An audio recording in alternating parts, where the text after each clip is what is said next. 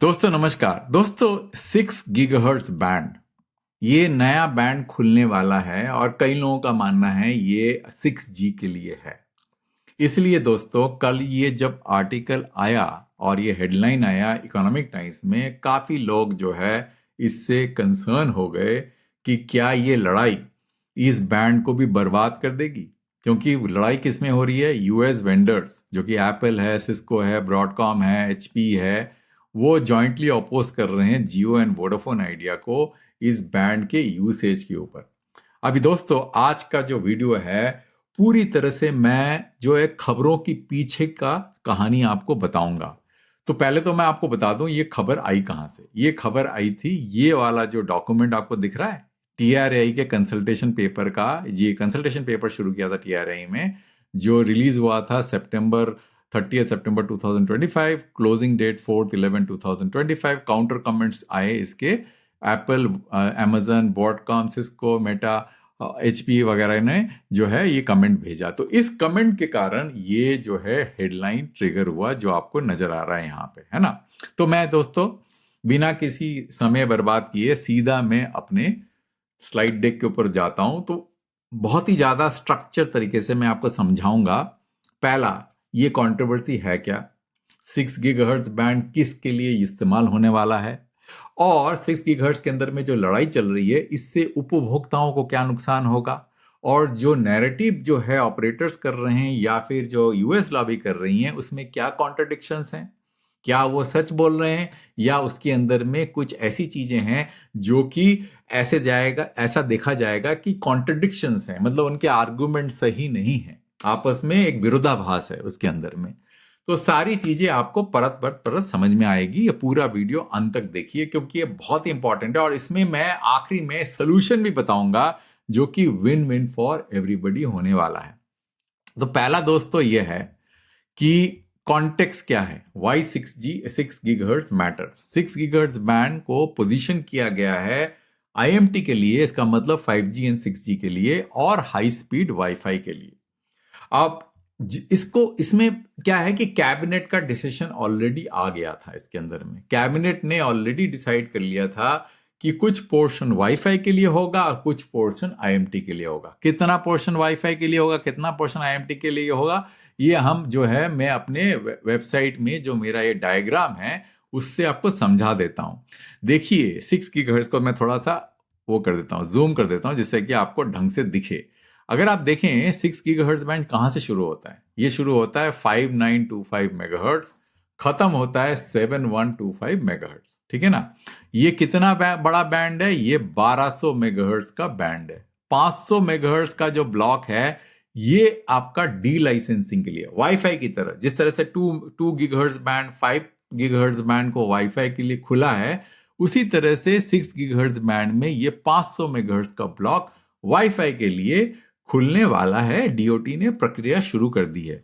और जो 600 megahertz block है इसके अंदर में, यहां से लेकर यहां तक, ये अगर आप देखें, एक्चुअली 600 नहीं, 700 मेगाहर्ट्ज, 600 प्लस 100 मेगाहर्ट्ज, 700 मेगाहर्ट्ज का जो ब्लॉक है ये आईएमटी के लिए, इंडिया आईएमटी का मतलब 5G और 6G के लिए खुलने वाला है। उसमें से कुछ पोर्शन अभी ऑक्शन होगा, कुछ बाद में होगा, है ना। तो कंट्रोवर्सी क्या है, कंट्रोवर्सी ये है कि कुछ कंपनीज चाहती है कि पूरा का पूरा बैंड डी लाइसेंस होना चाहिए, और जो कि वाईफाई कंपनीज चाहती है और जो मोबाइल ऑपरेटर्स चाहते हैं पूरा का पूरा बैंड आईएमटी के लिए होना चाहिए।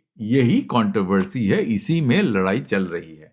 और मैं आपको फाइनली जो है विन विन सोल्यूशन बताऊंगा कि क्या विन विन सोल्यूशन होना चाहिए। पर फैक्ट यह है कि सरकार ने डिसीजन ले लिया है कि 500 मेगाहर्ट्ज वाईफाई के लिए और 700 मेगाहर्ट्ज आईएमटी के लिए। ये कैबिनेट डिसीजन है। कैसे पता है मेरे को कैबिनेट डिसीजन है, क्योंकि अगर आप कंसल्टेशन पेपर में जाएंगे तो आपको दिखेगा यहां पे क्लियरली।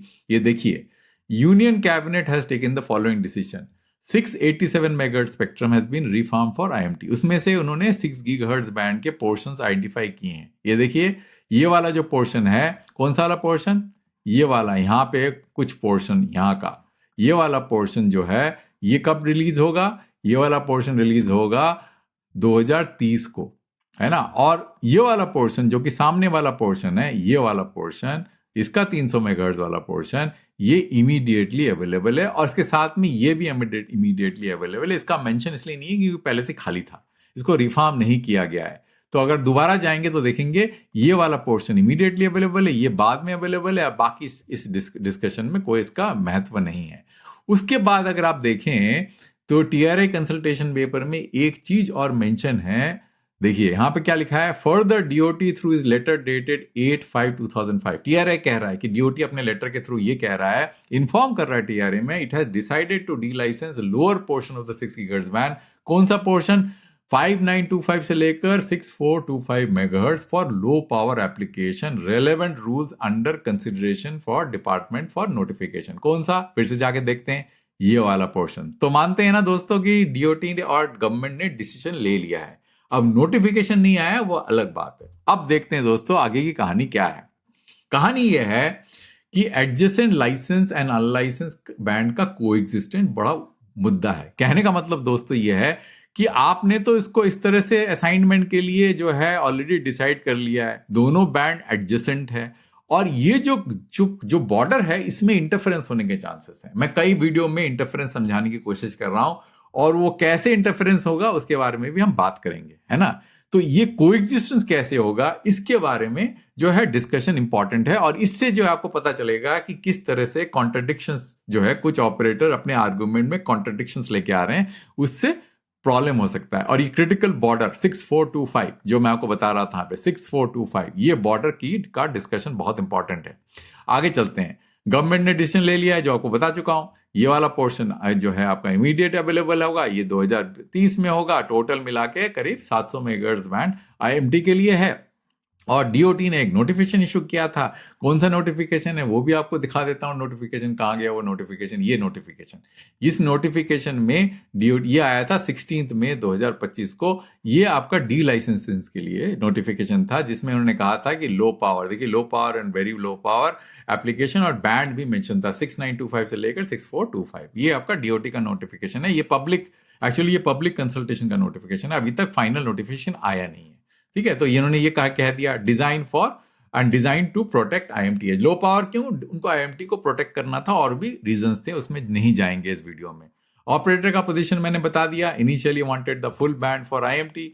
भारतीय अभी भी चाहता है कि पूरा बैंड 1200 मेगाहर्ट्ज बैंड, कहां से कहां तक? पूरा यहां से यहां तक पूरा बैंड उनको चाहिए 5G एंड 6G के लिए, बट ऑक्शन नहीं चाहिए भारती को।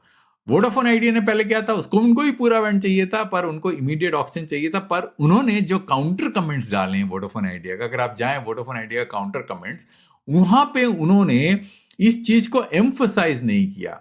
Vodafone Idea has strongly recommended that spectrum in the range of 6425 से लेकर 6125 should be identified and reserve solely for IMT service respective of the timeline. उन्होंने इतना ही कह दिया।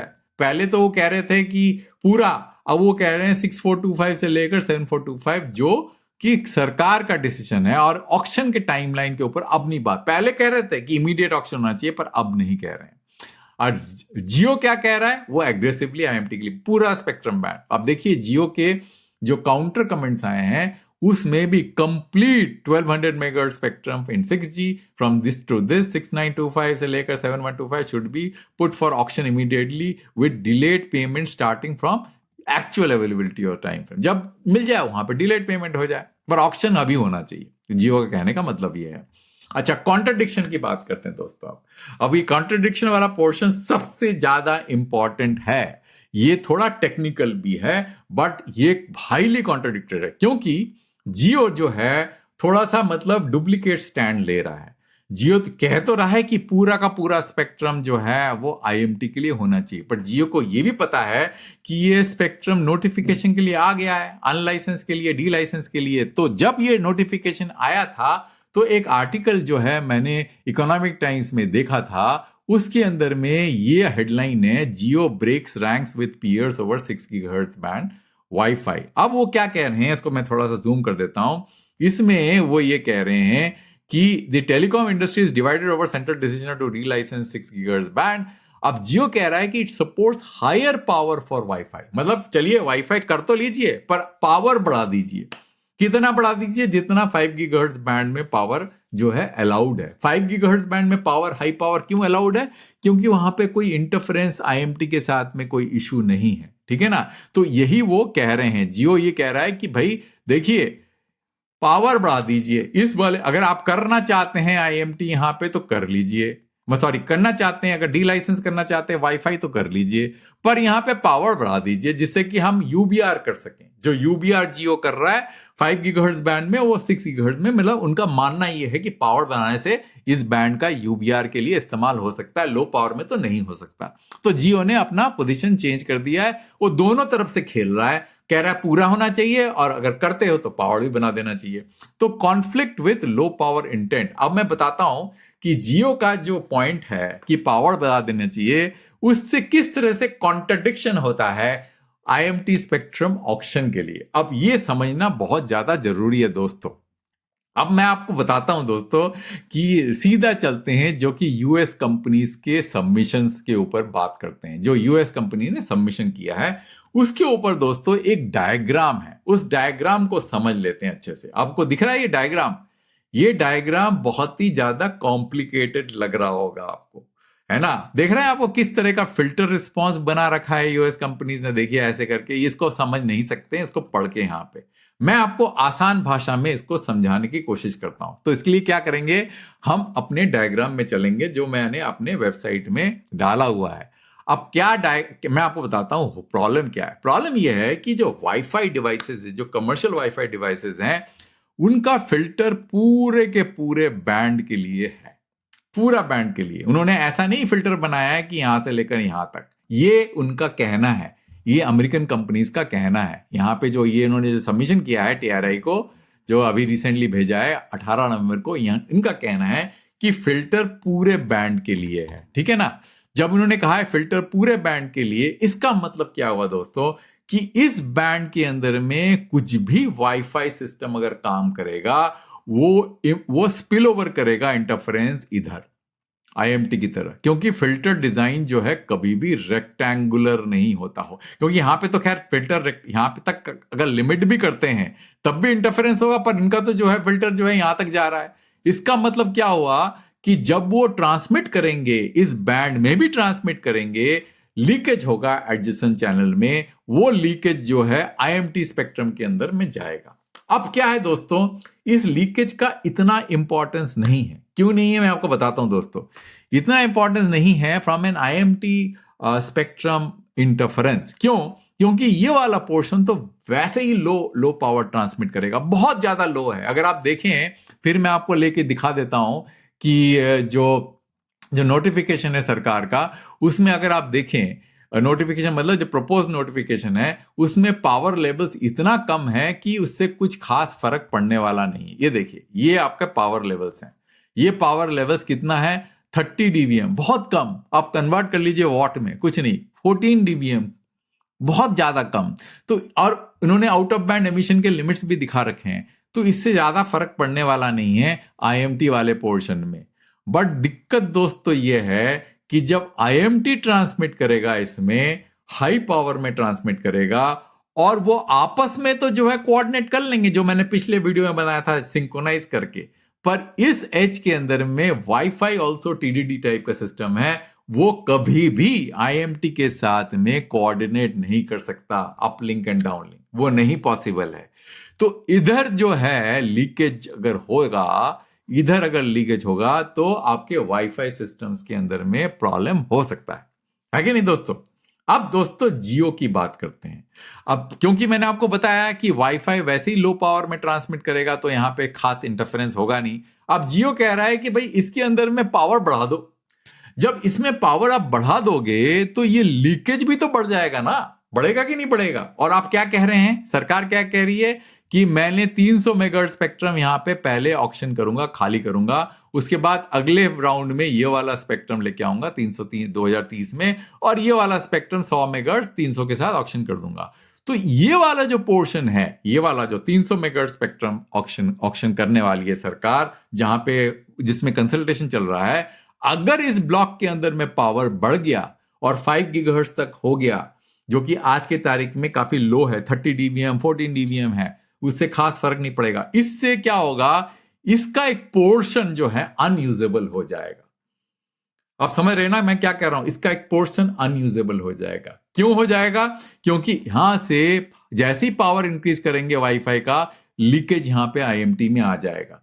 तो जियो का जो ये कहना कि यहां पे पावर बढ़ा दो और इसको भी ऑक्शन कर दो, इसको भी ऑक्शन कर दो अभी, तो ये कॉन्ट्रडिक्टरी है, बिकॉज इसमें से कुछ पोर्शन स्पेक्ट्रम अनयूजेबल हो जाएगा because of the leakage coming from wifi system into the IMT system. तो ये तो अपने पैर पे कुल्हाड़ी मारने वाली बात हो गई ना, ठीक है ना? तो पूरा तो हो नहीं सकता किसी भी हालत में, आप चाह के भी पूरा का पूरा हाई पावर नहीं कर सकते। नुकसान किसको होगा? वाईफाई तो चलिए कि वाईफाई इज अनलाइसेंस बैंड, वो पूरा इंटरफेरेंस प्रोटेक्शन को कोई कोई कभी भी मतलब गारंटी नहीं कर सकते, मांग नहीं सकते, बिकॉज ये अनलाइसेंस स्पेक्ट्रम है। आप ये नहीं कह सकते कि मेरे को कोई इंटरफेरेंस नहीं चाहिए, ठीक है ना? ये नहीं कह सकते जब डी लाइसेंस करते हैं किसी बैंड को। पर जब आप आईएमटी स्पेक्ट्रम को ऑक्शन करेंगे तो वहां पे तो इंटरफेरेंस नहीं होना चाहिए। तो जब आपका पावर बढ़ा देंगे आप यहां पे, तो यहां पे तो इंटरफेरेंस होगा ही होगा। तो आप कैसे गारंटी करेंगे कि यहां पे जो कोई अगर ऑपरेटर लेता है 200 मेगाहर्ट्ज या 200 मेगाहर्ट्ज स्पेक्ट्रम, वो कैसे काम करेगा? उसके तो रिसीवर चौक हो जाएंगे। जो उन्होंने समझाया है यहां पे, आप देखिए ये वाले जो सबमिशन है, यहां पे जो फिल्टर का जो डायग्राम उन्होंने दिखा रखा है यहां पे, यही तो बता रहे हैं, ये यही तो समझाने की कोशिश कर रहे हैं कि भाई देखिए इंटरफेरेंस हो जाएगा, इससे काम नहीं करेगा। समझ रहे हैं ना? वो तो कह रहे हैं कि भाई हमारे ऊपर भी इंटरफेरेंस होगा वाईफाई के ऊपर। मैं तो ये कह रहा हूं कि चलिए ठीक है, वाईफाई जो है इंटरफेरेंस प्रोटेक्शन जो है मांग नहीं सकता क्योंकि वो डी लाइसेंस बैंड है, बट आईएमटी को तो मांगना चाहिए ना। तो वो कैसे यहां पे काम करेंगे अगर पावर बढ़ गया? तो ये मेरा पॉइंट है। तो ये एक एसिमेट्रिकल सिचुएशन हो जाएगा। IMT wifi severe, wifi IMT minimal, power imbalance is the key. समझ रहे ना? आईएमटी से लेकर वाईफाई सीवियर इंटरफेरेंस होगा, वाईफाई लो पावर में होगा तो लो इंटरफेरेंस होगा, पर पावर बढ़ा देंगे तो सीवियर हो जाएगा, पावर इंबैलेंस हो जाएगा। अब डेंजरस आउटकम मैंने आपको बताया, raised WiFi power degrades IMT edge. कहां? यहां पे आपका डिग्रेडेशन हो जाएगा और ऑक्शन वैल्यू भी कम हो जाएगा, और जो वहां फंसेगा, जो ऑपरेटर यहां फंसेगा, इस एज में फंसेगा, वो तो मर जाएगा। वो बोलेगा मैं तो स्पेक्ट्रम यूटिलाइज नहीं कर पाऊंगा, है ना? यही हो जाएगा। अच्छा दोस्तों, इसका एक हिस्टोरिकल रीजन वो भी है, पैरेलल भी है, मैं आपको दिखा देता हूं। मैं आपका मेरा जो है वेबसाइट में जाएंगे, 23 गीगाहर्ट्ज बैंड का है। अब 23 gigahertz band also is similarly position, मतलब इस तरह से अगर देखिए 2300 से लेकर 2400 तक का है ये 23 गीगाहर्ट्ज बैंड। इसमें 40 मेगाहर्ट्ज जो है पहले जियो का है, उसके बाद 30 से 40 भारती का है, बीच में जो है वोडाफोन आइडिया का, उसके बाद में ये सरकार के पास है। ये 20 मेगाहर्ट्ज स्पेक्ट्रम है सरकार के पास। अब यहां से जो है वाईफाई शुरू होता है, 2400 मेगाहर्ट्ज है, जो 2.4 गीगाहर्ट्ज बैंड है। अब क्योंकि इसके अंदर में 20 के आसपास का जो है गैप है, तो यहां पे जो इंटरफेरेंस का जो प्रॉब्लम है वो मिटिगेटेड है। मतलब ये भले ही वो हाई पावर ट्रांसमिट कर रहे हैं यहां से यहां पे वाईफाई में, और वाईफाई से यहां पे इंटरफेरेंस मिटिगेटेड है, और वाईफाई वैसे ही लो पावर ट्रांसमिट कर रहा है, तो यहां पे कोई खास इंटरफेरेंस नहीं करेगा, क्योंकि और बीच में जो है सरकार बैठी हुई है, वो कुछ कर रही है। समझे ना आप? तो इसलिए यहां पे आपको कम से कम कुछ तो गार्ड बैंड रखने पड़ेंगे। आपको कहां पे गार्ड बैंड रखने पड़ेंगे? ये वाले ब्लॉक ऑफ स्पेक्ट्रम में, जो मैं आपको बता रहा था। अगर आप जाएंगे मेरे इस डायग्राम के अंदर में जो आपको दिखा रहा था, इस ब्लॉक के अंदर में शायद 20, 30, 40 कुछ तो गार्ड बैंड रखना पड़ेगा, अगर यहां पे हाई पावर हो जाता है ट्रांसमिशन। तो इसीलिए हाई पावर करना आईएमटी के सेहत के लिए खराब है। जो जियो का कहना है कि भैया आपको ये वाला स्पेक्ट्रम को तो आप ऑप्शन कर दो और यहां पे भी हाई पावर कर दो, तो अपने पैरों पे कुल्हाड़ी मारने वाली बात नहीं हो गई है। तो अब क्या सोल्यूशन है वो देखते हैं। प्रपोज सोल्यूशन क्या है? अब प्रपोज सोल्यूशन के लिए मैं सीधा आपको इस डायग्राम में लेके चलता हूं। आप क्या करिए कि ये पूरा का पूरा स्पेक्ट्रम यहां से लेकर यहां तक 500 मेगाहर्ट्ज है, और यहां से लेकर यहां तक 700 मेगाहर्ट्ज है। तो अगर मान लेते हैं कि जियो का कहना ही मान लिया जाए, अगर बोलते चलो जियो इतना पुश कर रहा है कि उनको यूबीआर करना है, तो अगर यूबीआर करना है उनको, तो ये जो ब्लॉक है जिसमें हाई पावर करेंगे, उसको इस एज में रखना पड़ेगा। इसको आप यहां नहीं रख सकते। जैसे यहां रखेंगे तो ये वाला पोर्शन जो है ब्लॉक होने के चांसेस हैं यहां पे।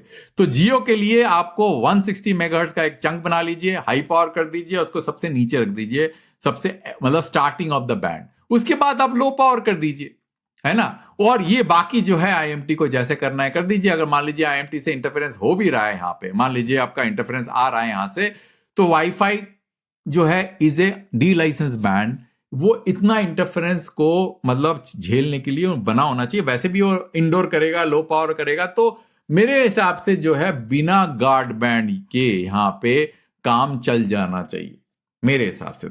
तो मेरे हिसाब से ये एक सोल्यूशन है जो कि विन विन सोल्यूशन है, propose solution. High power wifi 5925 से लेकर 6085 मेगाहर्ट्ज, लो पावर बफर 6085 से लेकर 6425, और IMT will start from 6425. So this works because it preserves band edge usability, balance low power asymmetry, और ये फाइनल सोल्यूशन जो मैंने आपको बता दिया है ना। तो ये आपका जो है मोटा मोटा मेरे हिसाब से ये कहानी होनी चाहिए। इस तरह से इसको बैलेंस करेंगे तो सभी को, जो सारे लोग जो लड़ाई कर रहे हैं अभी, भले ही आपका पूरा का पूरा जो है फिल्टर पूरे पावर के लिए, पूरे बैंड के लिए हो, तब भी कोई खास प्रॉब्लम आएगा नहीं। तो अंत तक देखने के लिए दोस्तों बहुत बहुत धन्यवाद। मैं एक वीडियो दूसरे टॉपिक में जल्दी लेके आऊंगा।